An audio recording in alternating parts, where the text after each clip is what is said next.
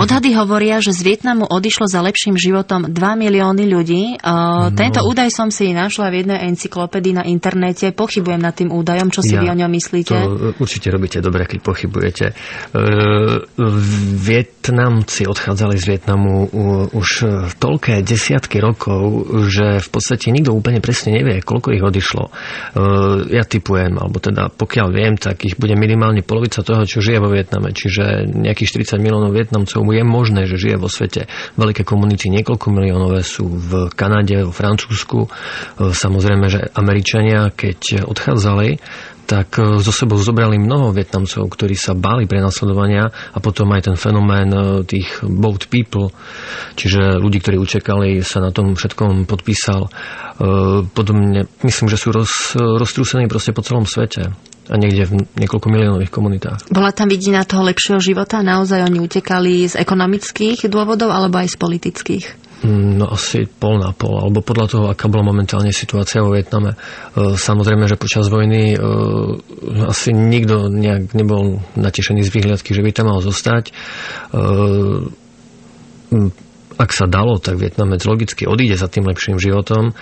Teraz je trochu vtipné, že vláda nedávno vietnamská prijala taký druh politiky, že tých navrátivších sa Vietnamcov vítajú relatívne s otvoreným náručím, pretože Vietnamci napriek tomu, že môžu odísť a aj desiatky rokov žiť v zahraničí, stále budú vedieť, že sú Vietnamci a budú chcieť byť trebárs pochovaní v rodnej zemi a preto toto veľmi kvitujú a možno aj to je jeden z dôvodov, prečo sa teraz tak darí tým joint ventures, tým spojeným s tým podnikom, ktorých kapitál je častočne zahraničný, častočne vietnamský, pretože tí Vietkiev, tí Vietnamci žijúci v zahraničí, pracujú vlastne na tom, aby sa aj vo Vietname žilo lepšie. Posielajú peniaze domov a takto podporujú ako ten domáci trh? Myslím, že áno, to sa dá povedať tiež. A pokiaľ je to možné, tak sa vracajú do Vietnamu a tam skúšajú podnikať.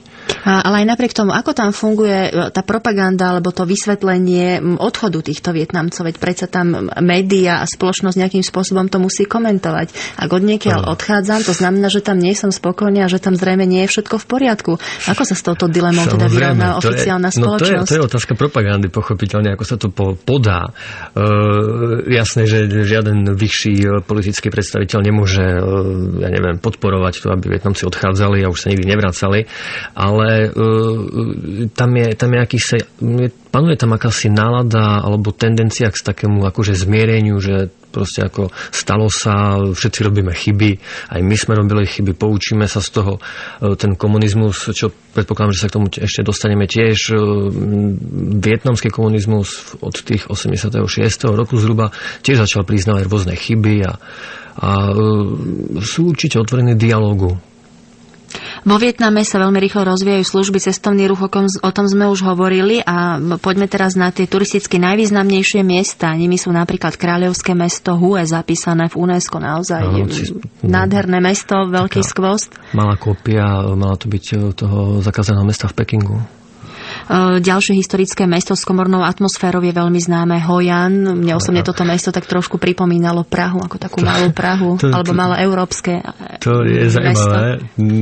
Jasné, Hoi An je proste nádherné mesto s bohatou tradíciou. Tam sa stretávali v začiatku novoveku kupci z celého sveta a prispelo to k tej atmosfére. A čo je zaujímavé, tak tam je teraz zakázaná vylúčená doprava v strede tohto mesta. Môže sa tam chodiť len pešo alebo na bicykloch a má to svoju atmosféru. To je vo Vietname, kde skoro nie sú pešie zóny, veľmi také rarita. Áno.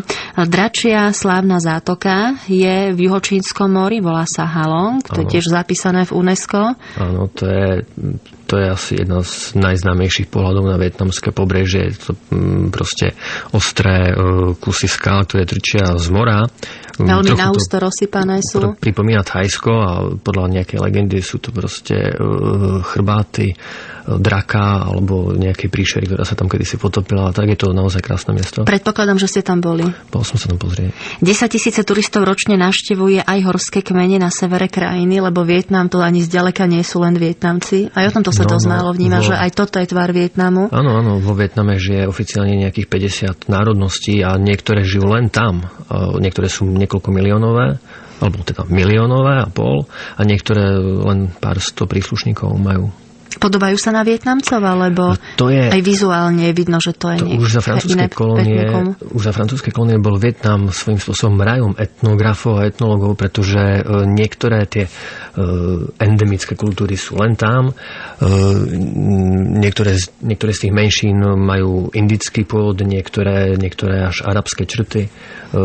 Človeka to prekvapí, keď príde niekam do stredného Vietnamu a vidí tam Vietnamca, ktorý vyzerá ako Ind, alebo je to veľmi pestré, samozrejme, aj kultúrne. Oni vedia po vietnamsky? Vo väčšine, áno, vietnamčina sa presadzuje ako oficiálny jazyk. Takže nejak izolovanie tie etnika tam nežijú, ako keby v nejakých skanzenoch. A tak to zase je niečo iné. Oni väčšinou žijú v horách alebo na ťažšie prístupných miestach a Vietnamci teda ich berú akože svojich bratov a teda nechávajú im určitý spôsob nejakej autonómie, dalo by sa povedať, som spravovaní neúzemnej.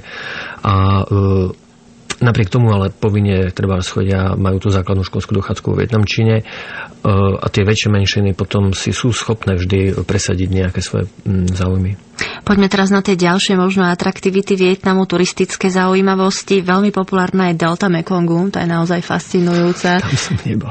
Pláviť sa po nej je veľký zážitok. No samozrejme, hodí navštevovanie sú mesta ako Hanoj a Ho Chi Minhovo mesto, alebo teda Saigon. Bývalý Saigon, Thanh Pho, Ho Chi Minh dneska, ale to je zase taký dlhší názov. A ako sme hovorili v úvode, Vietnamci dajú prednosť skratkám a keďže sa obecne vie, že Ho Chi Minhovo mesto je bývalý Saigon, tak nie je to považované za žiaden druh nejaké návratu? Vlasti zrady, ak použijete tento názov. Ale oficiálne je to samozrejme Ho Chi Minhovo mesto.